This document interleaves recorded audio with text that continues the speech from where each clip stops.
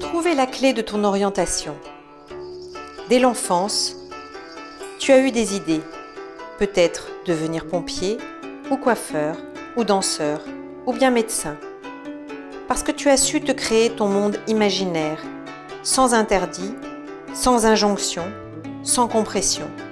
Tu as juste joué avec tes camions, tes poupées, tes amis, et tu as su te projeter en toute liberté. Quand tu étais enfant, tu tombais, et tu savais te relever à chaque fois. Ce qui te poussait à marcher, ce n'était pas ta volonté, mais le mouvement naturel de la vie. Mais tes parents, ton entourage, ont commencé à t'éduquer, et tu as perdu ce qui t'était naturel. Tu as acquis ce qui est culturel. Tu as appris à être conditionné, à obéir, à changer ce qui était en toi d'inné par des certitudes, des habitudes, des présupposés, des croyances. Tu t'es appareillé de béquilles pour vivre dans ce monde pratique, matériel et pragmatique. Par la suite, tu es allé travailler à l'école pour apprendre.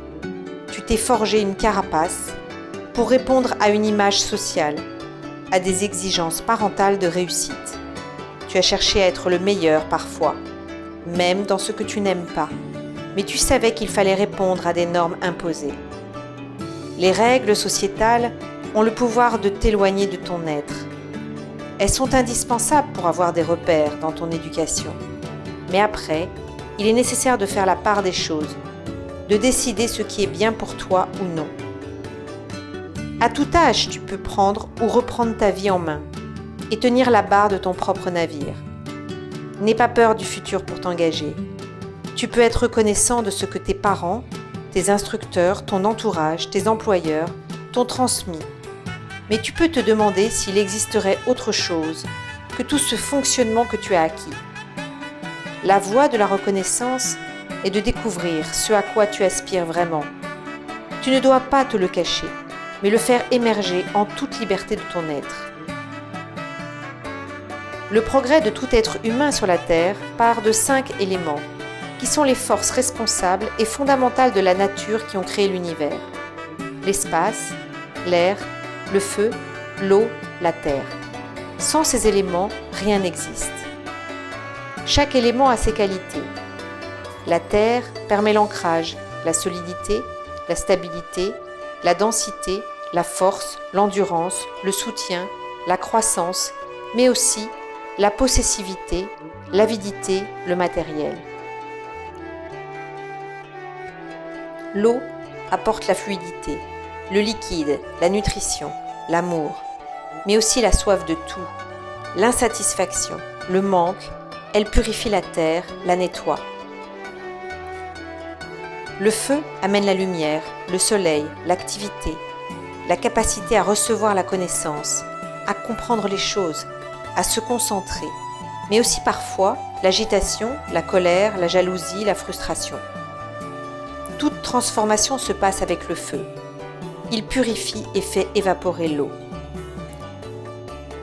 L'air permet l'excitation, la joie ou parfois la nervosité, l'insécurité. Sans la force de l'air, il est impossible de respirer. Il purifie le feu, il amène de l'oxygène. L'espace n'a pas de résistance, c'est l'espace qui donne la liberté, qui permet l'ouverture. Alors, il est nécessaire de créer de l'espace. Mais il amène aussi l'isolement, la peur du vide, de ne pas se sentir ancré. Il purifie l'air. L'espace est considéré comme l'énergie qui favorise l'état méditatif, cet état d'esprit qui serait un état de clarté et de transparence.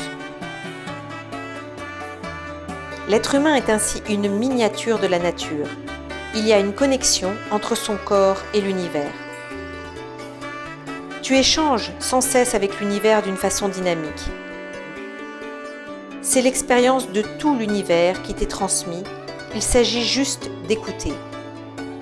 Il n'est pas nécessaire que tu te compares aux autres. Tu peux vivre ta vie unique, entendre la musique dynamique de la vie, celle qui te parle à toi. À tout moment, il y a une musique à l'intérieur de toi, quand le mental est calme. Il existe une combinaison de 33 milliards de cellules en toi. Chaque cellule est tout l'univers. Tout est joyeux quand chaque cellule a la bonne fréquence. Tu as peut-être l'impression que depuis jeune, la vie ne t'a pas épargné, que tu es déjà un ou une cabossée de la vie, ou bien à l'inverse, que tu as vécu dans un cocon, que tu n'as pas su ou que tu ne sais pas comment t'envoler. Vivre ta vie d'une manière inconsciente est parfois plus facile, ainsi que laisser les autres faire des choix pour toi. Mais écoute bien, attendre, c'est dépendre. Sache que souffrir, c'est s'ouvrir. C'est permettre une tranchée en toi qui va peut-être révolutionner ta façon de penser, d'agir, de choisir, de te différencier, de t'appartenir, d'être toi. Et plus tu vas plonger au fond de toi, dans le fleuve de ta vie, plus tu vas être aligné avec ta bonne étoile. Tu vas te relier à ta verticalité. Tu vas devenir clair et tu vas ainsi éclairer autour de toi, sans te contorsionner pour répondre aux exigences de ton entourage. C'est en acceptant une ouverture, une fêlure, une craquelure, des ruptures en toi, en dépassant des résistances, que tu pourras fendiller ce mur culturel forgé de certitudes, habitudes, présupposés, croyances. Quitte tes béquilles et accepte que chaque pas soit le premier pas. Cultive ton imagination. Ne reste pas normé. Cherche à devenir hors norme, à sortir hors de tes limites, hors de ta tanière, à délaisser les lieux d'enfermement et de confinement.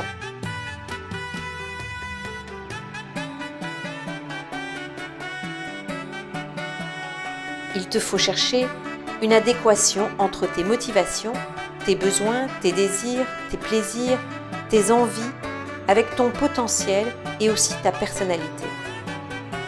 Une fois que tu auras déterminé cela, tu pourras émettre des projets à court terme, dans 3 à 6 mois, puis à moyen terme, dans 1 à 3 ans, puis à long terme, dans 5 à 10 ans. Et puis, tu n'oublieras pas un projet fou, là où, avec insouciance et audace, tous les risques sont permis. Tu doutes. Oui, c'est normal.